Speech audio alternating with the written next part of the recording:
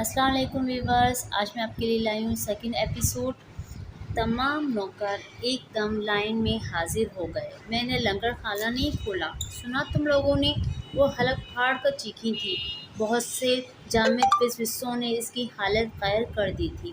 تمہیں کام کرنے کی تنخواہ ملتی ہے، یہاں سے وہاں دندناتے پھرتے ہو، اور کمزاد ہوا نہیں تھا، یہاں سے گزر کر باہر گیا ہوگا، اور وہ اتنے ذہین، اتنا جوان بھی نہیں تھا کہ تم سب کی آنکھوں میں دھول جھونک کر نکل جائے۔ تم میں سے کسی نہ کسی نے اسے ضرور باہر جاتے ہوئے دیکھا ہوگا۔ وہ پوری قوت سے چیخ رہی تھی۔ خدا کی قسم، کئی کانپتی آوازوں نے قسم کھائی، نمک حراموں، میں دیکھ لوں گی سب کو، ایک ایک کو، اگر جیل کی ہوا نہ کھلوائی۔ وہ اب رو پڑی تھی۔ ان کی انگلیاں ڈائل گھما گھما کر زخمی ہو چلی تھی۔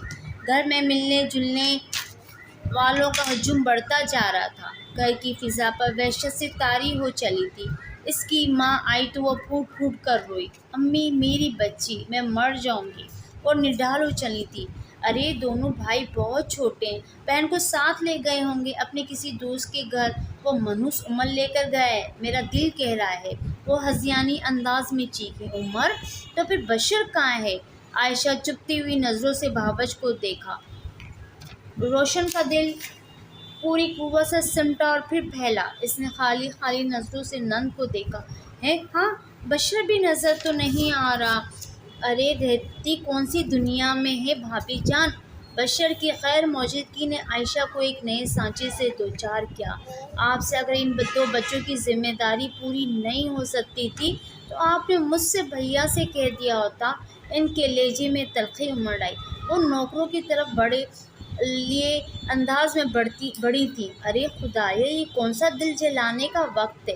کیسے بے رحم ہوتے ہیں لوگ! ارے میں انگاروں پر لوٹ رہی ہوں، لوگ دل کی بھڑاس نکال رہے ہیں۔ روشن سر پکڑ کر رونے لگی۔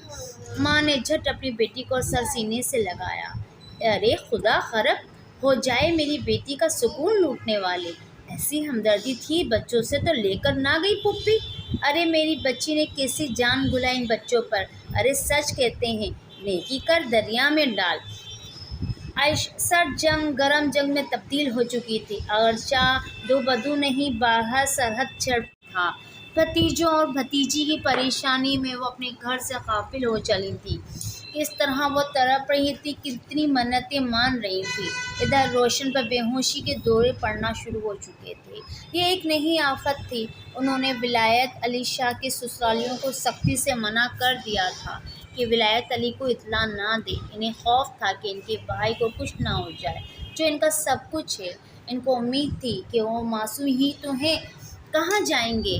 تو پھر ولایت علی شاہ کو خواہ مخواہ کیوں ہراساں کیا جائے؟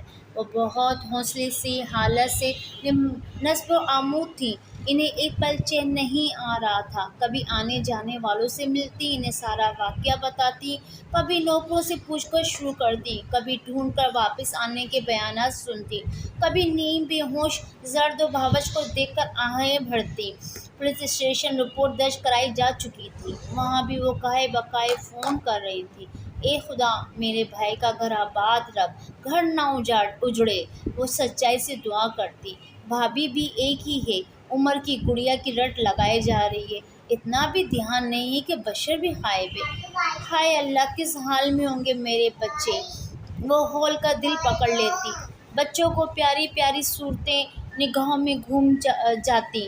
ہزاروں وہم ان کے دل میں آ رہے تھے۔ کہیں ایسا تو نہیں کہیں کھیل رہے ہوں اور کوئی پردہ فروش اس سے آگے ان کے اسباب جواب دینے لگتے؟ کہیں ایسا تو نہیں بھابھی دونوں بچوں پر زیادتی کرتی ہوں تو وہ گڑیا کو لے کر؟ لیکن وہ تو بہت معصوم ہیں، ان کے ذہن کا انتقامی تانے بن سکتے ہیں۔ وہ خود ہی خیالات کو رد کر دیتی، اور وہ تو اتنے بھولے ہیں، بھلا کہاں جا سکتے ہیں؟ انہیں تو راستہ بھی نہیں پتہ۔ انہیں رہ رہ کر بھائی کا بھی خیال آ رہا تھا۔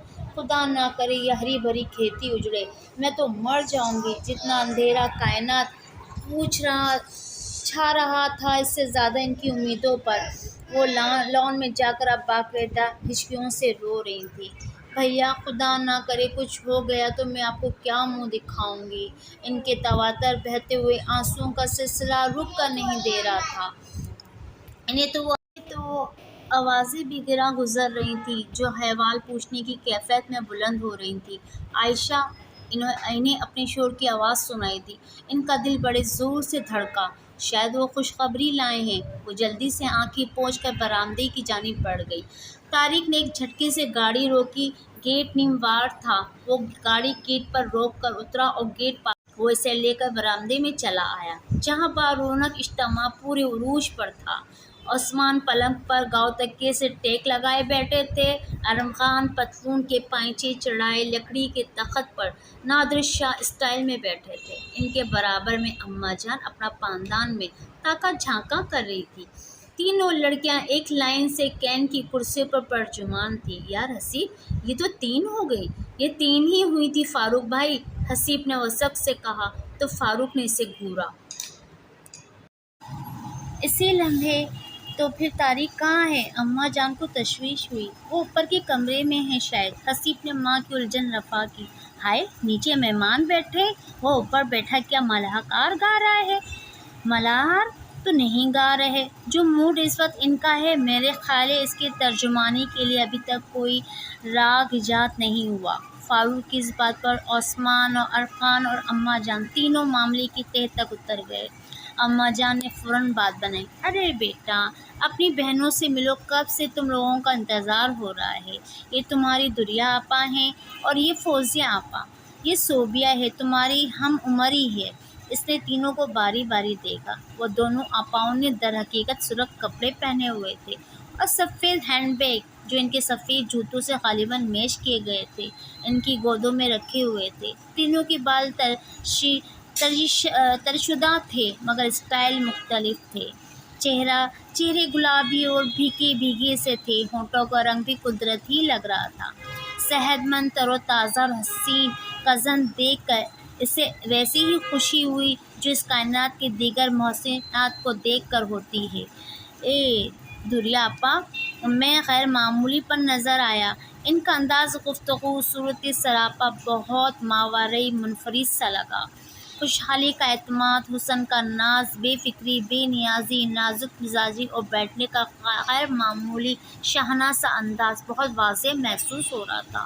وہ فاروق کی سمت دیکھ کر مسکرائی بھی تھی مگر اس انداز میں کہ دوستی بھی تھی اور تکلف بھی۔ لو، وہ اوپر چڑھ کر بیٹھ گئے۔ یہاں ہم کب سے انتظار کر رہے ہیں کہ تم دونوں آؤ تو چائے پیں۔ جاؤ اسے بلا لاؤ۔ اماں جان کو طارق پر سخت تاؤ آ رہا تھا۔ رہنے دیں اماں جان۔ ارم خان کو طارق کے موڈ کا اندازہ تھا۔ انہوں نے روک دیا۔ ہم لوگوں نے آپ کا بہت دیر انتظار کیا۔ غالباً آپ لوگ بہت دیر سے پہنچے تھے۔ فوزیہ آپا نے فاروق کو دیکھا۔ نہیں بھائی، یہاں سے تو یہ لوگ بہت جلدی چلے گئے تھے، ارم خان نے فوراً کہا۔ پھر کیا ہوا تھا؟ سراپا بہت ماورائے منفرد سا لگا۔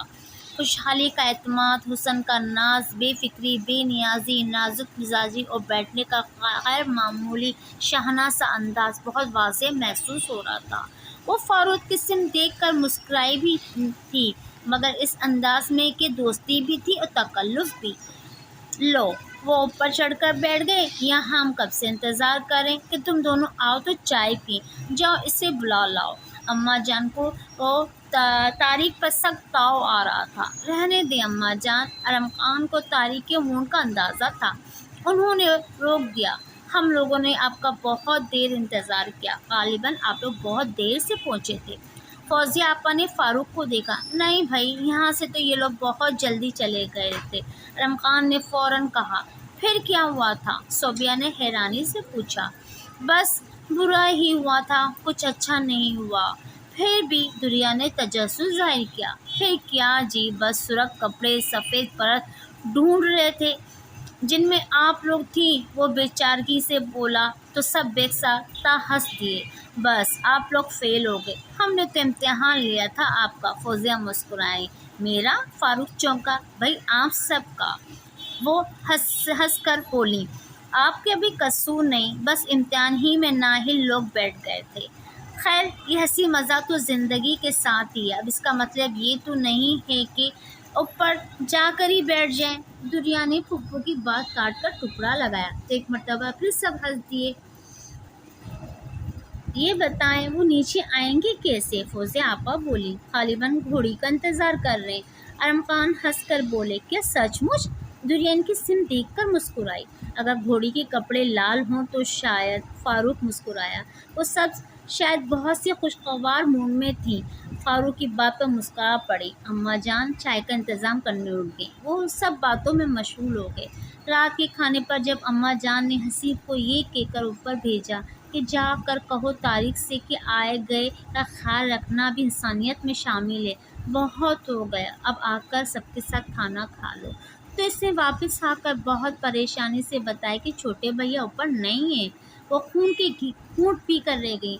بھلا کیا سوچیں گی ان کی بھتیجیاں؟ رات کے کھانے پر ابا میاں شامل تھے۔ رات تک محفل جمی رہی۔ لڑکیوں نے لباس تبدیل کر لیا تھا اور بہت مطمئن، ہوش و خراش تھی۔ جانے کب تک یہ محفل جمی رہتی، لیکن ابا میاں نے گھڑی دیکھ کر سو جانے کا حکم دیے۔ یہ بتائیں وہ نیچے آئیں گے کیسے؟ فوزیہ آپا بولی۔ غالباً گھوڑی کا انتظار کر رہے ہیں۔ ارم خان ہنس کر بولے، کیا سچ مچ؟ درین کی سمت دیکھ کر مسکرائی۔ اگر گھوڑی کے کپڑے لال ہوں تو شاید۔ فاروق مسکرایا۔ وہ سب شاید بہت سی خوشگوار موڈ میں تھیں۔ فاروق کی بات پر مسکرا پڑی۔ اماں جان چائے کا انتظام کرنے اٹھ گئیں۔ وہ سب باتوں میں مشغول ہو گئے۔ رات کے کھانے پر جب اماں جان نے حسیب کو یہ کہہ کر اوپر بھیجا کہ جا کر کہو طارق سے کہ آئے گئے کا خیال رکھنا بھی انسانیت میں شامل ہے، بہت ہو گیا، اب آ کر سب کے ساتھ کھانا کھا لو، تو اس نے واپس آ کر بہت پریشانی سے بتایا کہ چھوٹے بھیا اوپر نہیں ہیں، وہ خون کے گھونٹ پی کر رہ گئی۔ بھلا کیا سوچیں گی ان کی بھتیجیاں؟ رات کے کھانے پر ابا میاں شامل تھے۔ رات تک محفل جمی رہی۔ لڑکیوں نے لباس تبدیل کر لیا تھا اور بہت مطمئن، ہوش و خراش تھی۔ جانے کب تک یہ محفل جمی رہتی، لیکن ابا میاں نے گھڑی دیکھ کر سو جانے کا حکم صادر کیا، ساتھ ہی صبح سویرے اٹھنے کے فوائد بھی گنوا دیے۔ تب ناچار سب اپنے اپنے بستروں پر چلے گئے۔ اماں جان نے عشاء کی نماز پڑھی اور ہاٹ پر وہ طارق کی منتظر تھی۔ رات 12 بجے کال بیل بجی تو وہ کھلتی ہوئی گیٹ پر گئیں۔ نیند سے سرخ آنکھ اور بکھرے والوں والے طارق کو دیکھ کر جانے کیوں ان کا ابال بیٹھنے لگا۔ یہ کیا طریقہ ہے؟ وہ بھرمی سے بولی۔ کون سا؟ کیا سادگی تھی، سلگ کر رہ گئی۔ ایسی کیا قیامت ٹوٹ پڑی تھی جو تمہاری گرمی ختم ہو کر نہیں دے رہی؟ مجھ سے اس بوجھوں پر بات نہ کریں اماں جان، آپ کی مہربانی ہوگی۔ لیکن کیوں؟ وہ سختی سے بولی۔ ابا جان، اماں جان، یا تو مجھے اندر آنے دیجیے یا پھر یہ کہہ دیجیے کہ میں گھر میں نہ ہوں۔ پاگل ہوا ہے لڑکے، انہوں نے راستہ دیا، اتنی ذرا سی باتوں کا بھی برا منایا جاتا ہے، لیکن جو ان معزز خواتینوں کی وجہ سے میرے ساتھ ہوا ہے اس کا سبب سب سے زیادہ برا مناتے ہیں۔ وہ تھکن سے چور آواز میں بولا تو ماں کا دل پس گیا۔ کھانا کھاؤ گے؟ میں کھا چکا ہوں۔ ہائے، یہ حرکت تم کب سے کرنے لگے؟ وہ چوک سے گئی۔ آج ہی کی ہے، عرفان کے گھر گیا تھا، اس نے زبردستی کھلا دیا۔ اماں جان مطمئن سی ہو گئی، ورنہ وہ اس احساس سے بہت بے کل تھی کہ وہ بھوکا ہے۔ تمہارا بستر اوپر ہی کر دیا ہے، ارم خان اور حسیب بھی وہیں سو رہے ہیں، بتی نہ جلانا۔ ارم خان کی نیند بہت کچی ہوتی ہے۔ وہ ہدایت دینے کے بعد گیٹ میں تالا ڈالنے لگی۔ وہ کپڑے تبدیل کرنے کے ارادے سے آگے بڑھ گیا۔ اگر گھوڑی کے کپڑے لال ہوں تو شاید۔ فاروق مسکرایا۔ وہ سب شاید بہت سی خوشگوار موڈ میں تھیں۔ فاروق کی بات پر مسکرا پڑی۔ اماں جان چائے کا انتظام کرنے اٹھ گئیں۔ وہ سب باتوں میں مشغول ہو گئے۔ رات کے کھانے پر جب اماں جان نے حسیب کو یہ کہہ کر اوپر بھیجا کہ جا کر کہو طارق سے کہ آئے گئے کا خیال رکھنا بھی انسانیت میں شامل ہے، بہت ہو گیا، اب آ کر سب کے ساتھ کھانا کھا لو، تو اس نے واپس آ کر بہت پریشانی سے بتایا کہ چھوٹے بھیا اوپر نہیں ہیں، وہ خون کے گھونٹ پی کر رہ گئی۔ بھلا کیا سوچیں گی ان کی بھتیجیاں؟ رات کے کھانے پر ابا میاں شامل تھے۔ رات تک محفل جمی رہی۔ لڑکیوں نے لباس تبدیل کر لیا تھا اور بہت مطمئن، ہوش و خراش تھی۔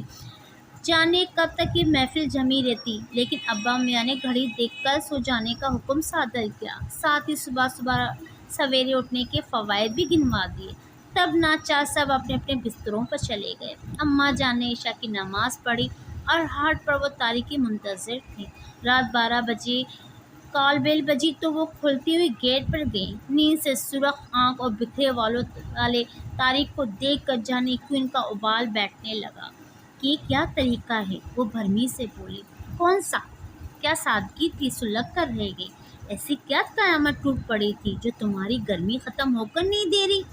مجھ سے اس بوجھوں پر بات نہ کریں اماں جان، آپ کی مہربانی ہوگی۔ لیکن کیوں؟ وہ سختی سے بولی۔ ابا جان، اماں جان، یا تو مجھے اندر آنے دیجیے یا پھر یہ کہہ دیجیے کہ میں گھر میں نہ ہوں۔ پاگل ہوا ہے لڑکے، انہوں نے راستہ دیا۔ اتنی ذرا سی باتوں کا بھی برا منایا جاتا ہے، لیکن جو ان معزز خواتینوں کی وجہ سے میرے ساتھ ہوا ہے اس کا سبب سب سے زیادہ برا مناتے ہیں۔ وہ تھکن سے چور آواز میں بولا تو ماں کا دل پس گیا۔ کھانا کھاؤ گے؟ میں کھا چکا ہوں۔ ہائے، یہ حرکت تم کب سے کرنے لگے؟ وہ چوک سی گئی۔ آج ہی کی ہے، عرفان کے گھر گیا تھا، اس نے زبردستی کھلا دیا۔ اماں جان مطمئن سی ہو گئی، ورنہ وہ اس احساس سے بہت بے کل تھی کہ وہ بھوکا ہے۔ تمہارا بستر اوپر ہی کر دیا ہے، ارم خان اور حسی بھی وہیں سو رہے ہیں۔ بتی نہ جلانا، ارم خان کی نیند بہت کچی ہوتی ہے۔ وہ ہدایت دینے کے بعد گیٹ میں آج ہی کی ہے، عرفان کے گھر گیا تھا، اس نے زبردستی کھلا دیا۔ اماں جان مطمئن سی ہو گئی، ورنہ وہ اس احساس سے بہت بے کل تھی کہ وہ بھوکا ہے۔ تمہارا بستر اوپر ہی کر دیا ہے، ارم خان اور حسی بھی وہیں سو رہے ہیں۔ بتی نہ جلانا، ارم خان کی نیند بہت کچی ہوتی ہے۔ وہ ہدایت دینے کے بعد گیٹ میں تالا ڈالنے لگی۔ وہ کپڑے تبدیل کرنے کے ارادے سے آگے بڑھ گیا۔